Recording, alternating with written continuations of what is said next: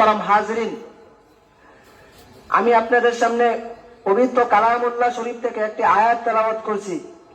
সেই আয়াতটি হচ্ছে, আফা হাসিবতুম আন্নামা খলাকনাকুম আবাসাও ওয়া আন্নাকুম ইলাইনা লা তুরজাউন। আল্লাহ তাআলা তার পবিত্র গ্রন্থ আল কোরআনের মধ্যে বলতেছেন, তোমরা কি ধারণা করো যে আমি তোমাদেরকে দুনিয়াতে সৃষ্টি করেছি অহেতুক, ওয়া আন্নাকুম ইলাইনা লা তুরজাউন, এবং আমার নিকট কি তোমাদের কি ফিরে যেতে হবে না।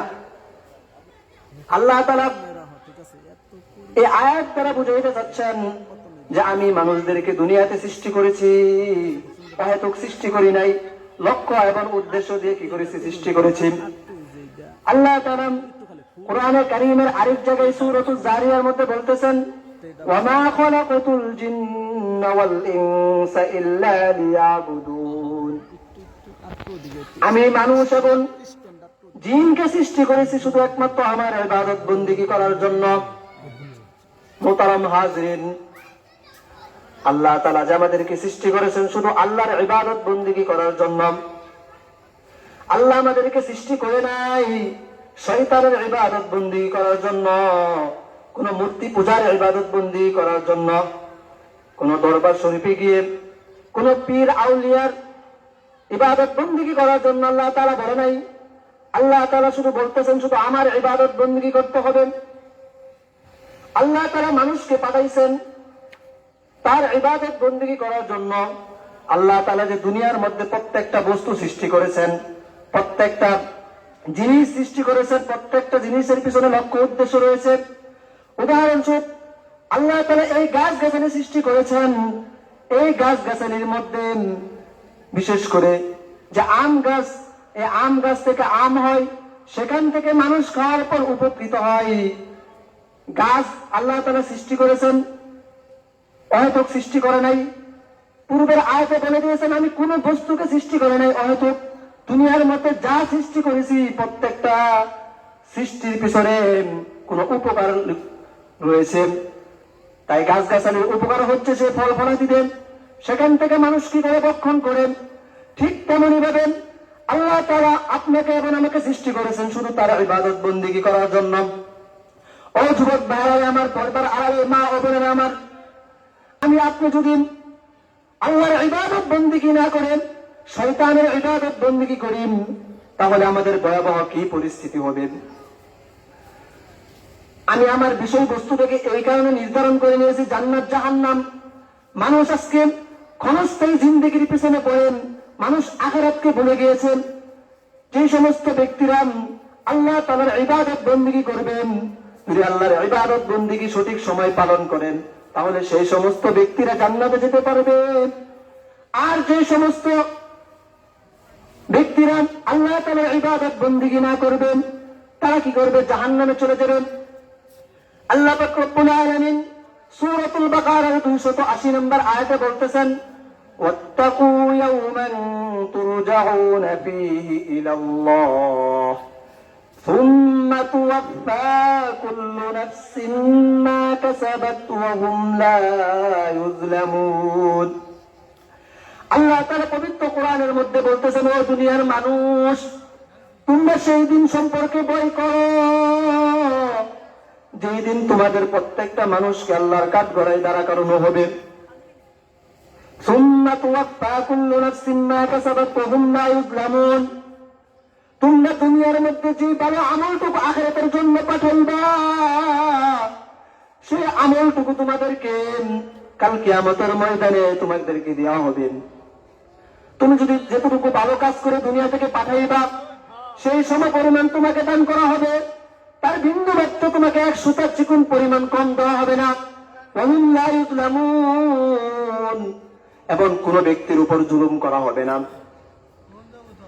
মুফাসসিরিনে কেরাম এই আয়াতের তাফসীর করেছেন ওয়াত্তাকু ইয়াওমান। এখানে ইয়াওমান দ্বারা বোঝানো হয়েছে অর্থাৎ ইয়াউমুল হাসর, ইয়াউমুল জাযা। অর্থাৎ ইয়াউমুল হাসর হচ্ছে দুনিয়া যখন ধ্বংস হয়ে যাবে, দুনিয়া ধ্বংস হয়ে যাওয়ার পর প্রত্যেকটা মানুষকে আল্লাহর কাঠগড়ায় দাঁড়া করানো হবে। কোন বান্দা বান্দি এমন থাকবে না যে আল্লাহর কাঠগড়ায় দাঁড়া করানো হবে না। প্রত্যেককে আল্লাহ তাআলার কাঠগড়ায় দাঁড়া করানো হবে। ও মুসলমান ভাইরা আমার, পর্দার আড়ালের মা বোনেরা আমার, কথাগুলো ভালো করে বুঝবেন এবং দিন দিয়ে শুনবেন। এই আয়াতের দ্বারা আল্লাহ সুবহানাহু তাবারাকা ওয়া তাআলা কি বুঝাইতে চাচ্ছেন?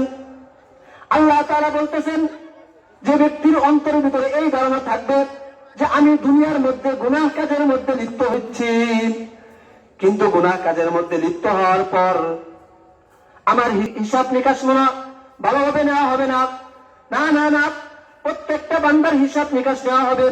আল্লাহ তাআলা কুরআনে কারীমের সূরাতুল কাহফের মধ্যে বলতেছেন, আল্লাহ তাআলা প্রত্যেকটা বান্দা বান্দির জন্য দুইজন ফেরেশতা নিযুক্ত করেছেন। একজন হচ্ছে ডান দিকে, একজন হচ্ছে বাম দিকে। ইয়াতালাক্কাল মুতালাক্কিয়ানি আনিল ইয়ামিন, একজন হচ্ছে ডান দিকে, ওয়া আনিশ শিমাল, আরেকজন হচ্ছে বাম দিকে। তুমি দুনিয়াতে জন্মগ্রহণ করার পর থেকে তোমার মুখ দিয়ে যেই কথা বের হবে, সঙ্গে সঙ্গে মা ইয়ালফিযু মিন কাওলিন ইল্লা লাদাইহি রাকীবুন আতীদ, সেই ফেরেশতাগণ তোমার সেই আমল যদি ভালো করে থাকো তাহলে সেই আমল লিখে ফেলবেন, তুমি যদি আমল খারাপ করে থাকো তাহলে বাম কাদের ফেরেশতা আছে তোমার সেই আমল লিখবেন। ও মুসলমানি ভাইরা আমার, আজকে আমরা গুনাহ করতেছি, দুনিয়ার মধ্যে গুনাহ করতেছি, কার ধোঁকায় পড়ে? কথা বলেন, কার ধোঁকায় পড়ে দুনিয়াতে গুনাহ করতেছি? শয়তানের ধোঁকায় পড়ে দুনিয়াতে গুনাহ করতেছি। সে হাসরের মাঠ, সে হাসরের ময়দানে আমার প্রত্যেকটা শরীরের অঙ্গ প্রত্যঙ্গ আমার বিপক্ষে সাক্ষী দিবে। বড় আফসোসের সহিত বলতে হচ্ছে, আমি এই হাত দ্বারা যদি কোনো ভালো কাজ করে থাকি তাহলে সেই হাত আমার পক্ষে সাক্ষী দিবে। এই হাত দ্বারা যদি আমি কোনো খারাপ কাজ করে থাকি তাহলে সেই হাত আমার বিপক্ষে সাক্ষী দিবে। আমি সেই চক্ষু দ্বারা যদি কোনো গান বাজনা, কোনো ছবি দেখে থাকি তাহলে সেই চক্ষু আমার বিপক্ষে সাক্ষী দিবে যে সে দুনিয়ার মধ্যে সেই চক্ষু দ্বারা খারাপ কাজ করেছে। সবচেয়ে বড় আফসোসের বিষয় হচ্ছে, এই সমস্ত অঙ্গ প্রত্যঙ্গ দিয়ে আমরা গুনাহ কাজ করতেছি, শয়তান আমাদেরকে গুনার কাজ করাইতেছে। কাল কিয়ামতের ময়দানে শয়তান, সেই শয়তান আমার বিপক্ষে সাক্ষী দিবে। এর চাইতে বড় আফসোস আর কি হতে পারে? আল্লাহ তাআলা সূরা কাহফের মধ্যে বলতেছেন, وقال قرينه ربنا ما أطغيته ولكن كان في ضلال بعيد। কাল কিয়ামতের ময়দানে সেই শয়তান চিৎকার করে বলবেন, وقال قرينه, এখানে মুফাসসিরে কেরাম বলেন করিনা দ্বারা শয়তানকে বোঝানো হয়েছে। শয়তান কাল কিয়ামতের ময়দানে চিৎকার করে বলবেন, হে আমার প্রতিপালক, মানুষ যে দুনিয়ার মধ্যে গুনাহ কাজের মধ্যে লিপ্ত হয়েছে, নামাজ পড়ে নাই, রোজা রাখে নাই, হজ করে নাই, যাকাত দেয় নাই, ইতিমের মাল ভক্ষণ করেছে, সেই সমস্ত কাজ যে তারা করেছে তাদের পিছনে আমি ছিলাম না। ওয়ালাকিন কানা ফী দালালিন বাঈদ, বরং তারা নিজেরাই খারাপ কাজের মধ্যে লিপ্ত হয়েছেন, খারাপ কাজের মধ্যে তারাই নিজেরা পতিত হয়েছে। ও মুসলমান ভাইরা আমার, একটু চিন্তা করে দেখেন, যে শয়তানের ধোঁকায় পড়ে আজকে আপনি দুনিয়ার মধ্যে গুনাহ করতেছেন, কাল কিয়ামতের ময়দানে সেই শয়তান আপনার বিপক্ষে সাক্ষী দিবে। এর চাইতে বড় আফসোস আর কি হতে পারে?